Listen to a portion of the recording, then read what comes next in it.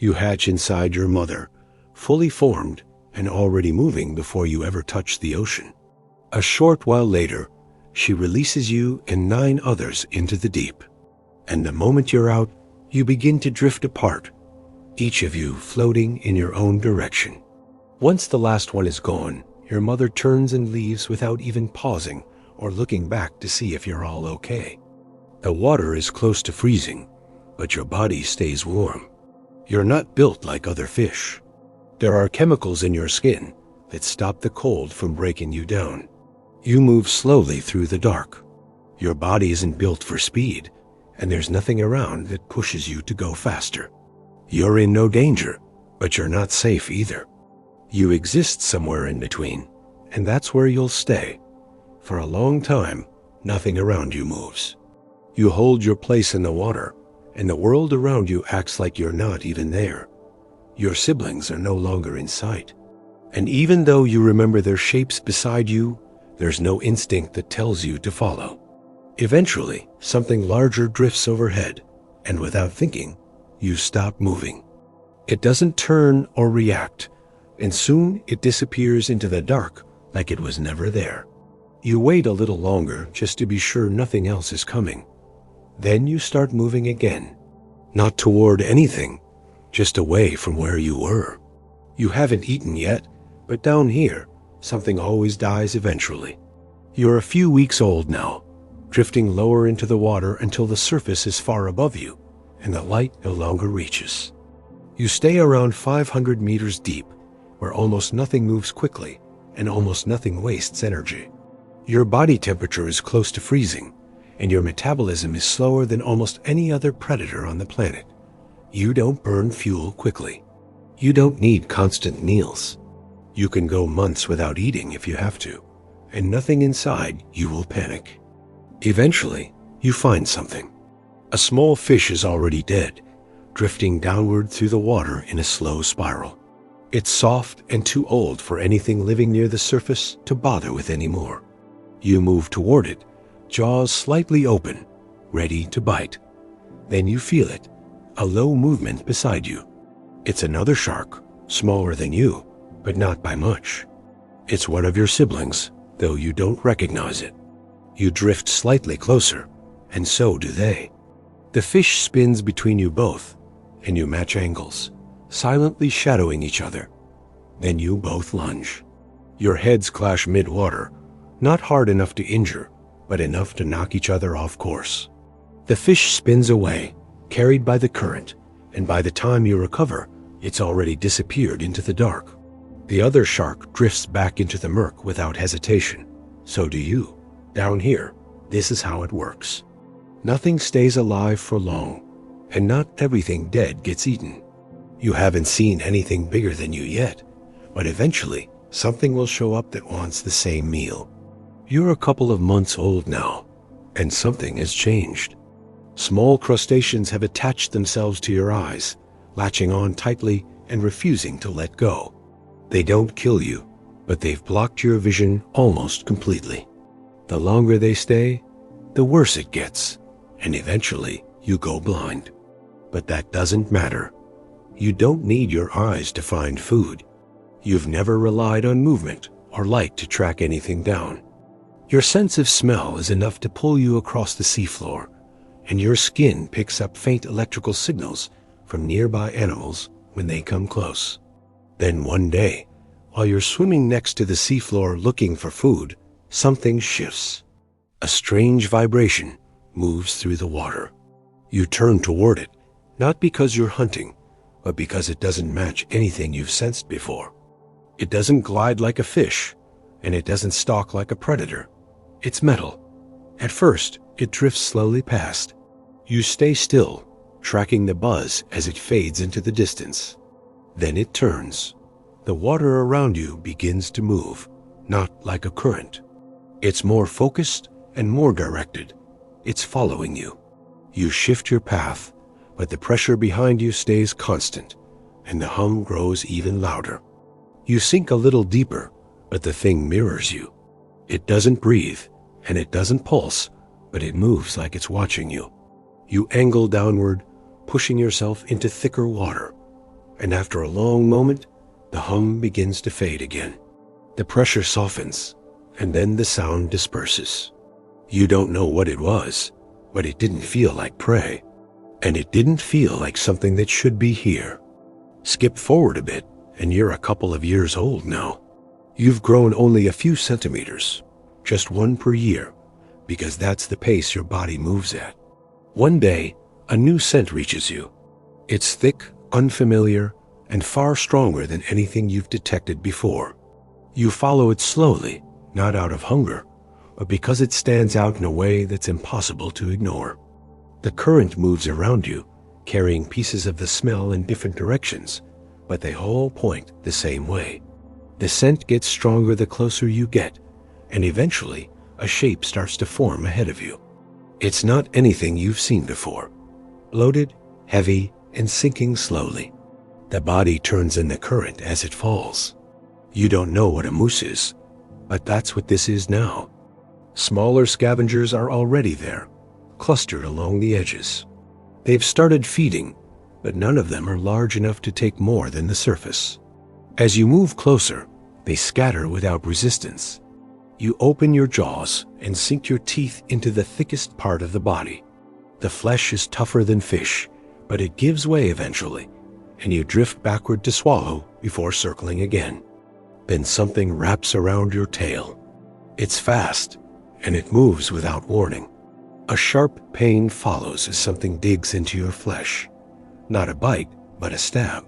You twist violently, and the grip loosens. You catch a glimpse of it as it retreats. It's a shape with arms and no bones, a flash of long tentacles, and a dark waiting eye. It's a squid. It doesn't chase you. It curls back around the carcass and disappears behind the body. You back away slowly, keeping the wound on your side, away from the current. You don't fight back. You sink lower into the dark and keep moving. You don't know what else might fall from the surface. But next time, you will make sure that no one steals it from you. You're 50 years old now. You've grown half a meter since birth, and your body has thickened with time. A strong scent drifts through the water, and you follow it down. It gets heavier with every meter until eventually the source comes into view. It's a sperm whale lying on the seafloor with its mouth slightly open. You watch it for a while, slowly circling around it. It doesn't move, so you approach from below, keeping your pace steady. The body is large enough to feed you for days, and there's no sign that anything else has touched it yet. You reach the lower side of the belly and bite down. The skin resists at first, but turns when your teeth lock and twist. You pull free a chunk of soft flesh and drift back to swallow, already turning to take another. Then the body moves. The tail lifts slightly and drops again, while a faint contraction moves through the muscles beneath the skin. The mouth closes slowly and its eyes open. It's not dead. It was just sleeping.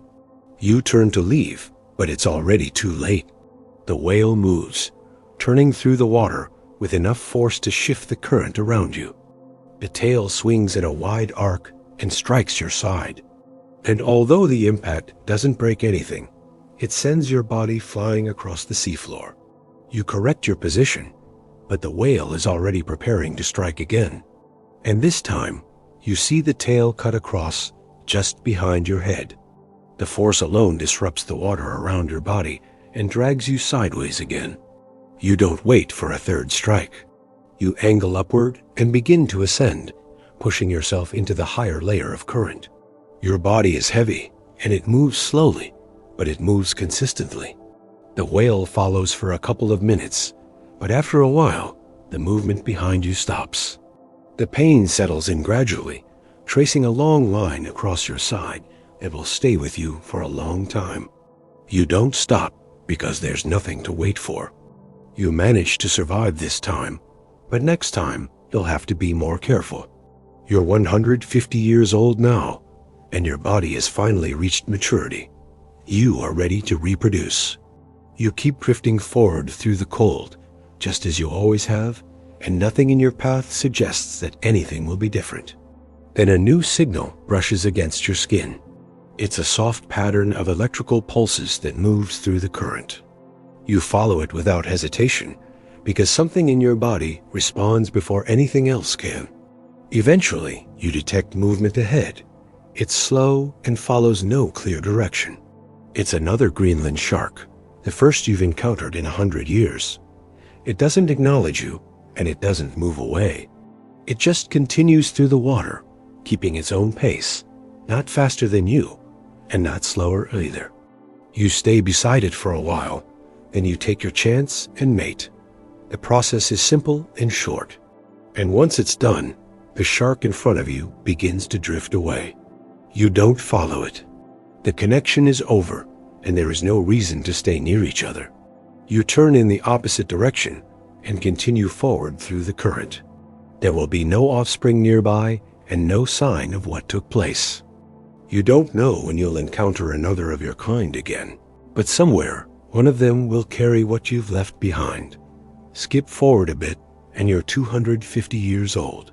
Now, while you're swimming, as usual, something catches your attention. You detect a scent. It cuts cleanly through the current, thick with fresh blood. You shift your path and begin to close in, letting the trail guide you downward through the colder layer. The body of a dead seal appears a few minutes later. Some of the tissue is torn, but it hasn't been picked over yet.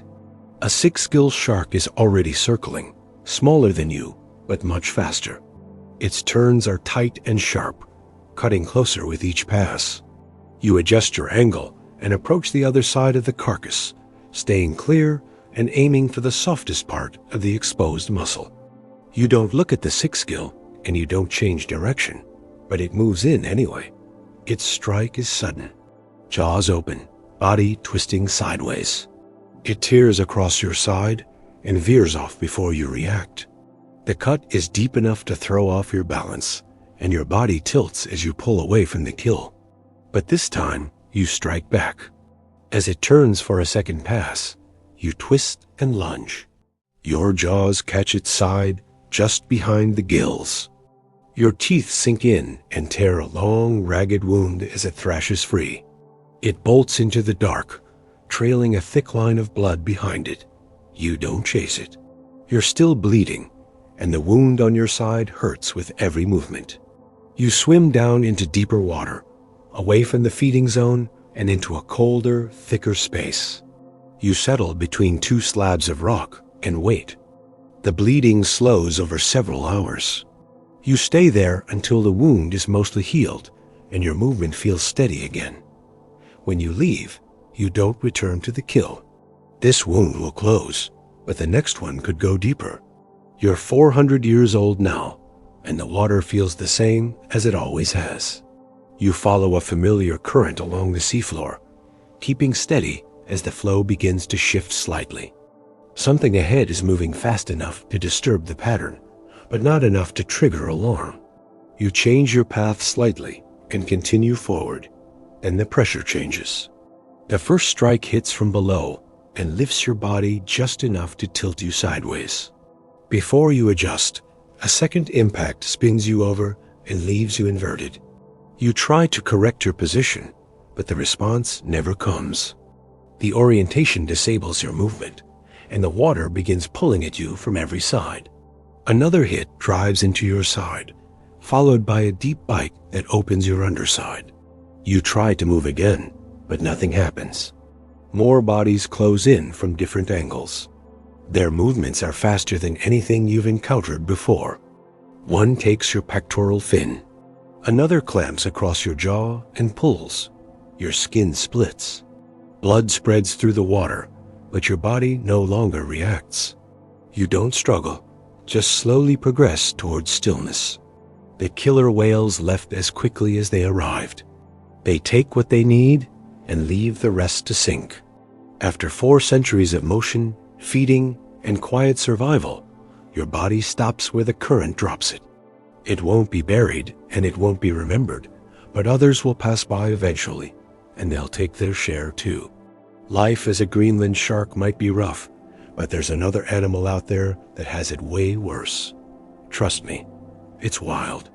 Check out the video and see for yourself.